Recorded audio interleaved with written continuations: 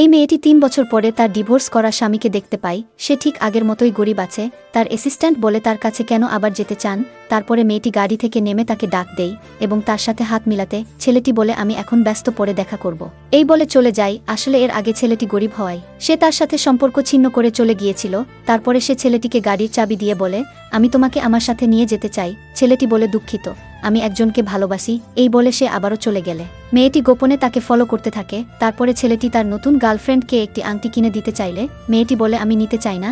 এই বলে বাহিরে গেলে ছেলেটিও তার পিছন পিছন যায়। তখন এই মেয়েটির অ্যাসিস্ট্যান্ট বলে সে এরকম একটি মেয়ের পিছনে কেন পড়ে আছে। তারপরে তারা দেখে ছেলেটি তাকে আংটি কিনে দেওয়ার জন্য জোর করলে মেয়েটি বলে তুমি অনেক কষ্টে করে খাবার ডেলিভারি করো, আগে তুমি একটা মোটরসাইকেল নাও, তারপরে আমার আংটি। এটা শুনে এবং তাদের ভালোবাসা দেখে মেয়েটি অবাক হয়ে যায়। ভালোবাসা মানে একে অপরের বিভিন্ন চাহিদা পূরণ না, ভালোবাসা হলো একে অপরের সুখে দুঃখে পাশে থাকা। ভিডিওটি ভালো লাগলে চ্যানেলটি সাবস্ক্রাইব করে পাশেই থাকুন। ধন্যবাদ।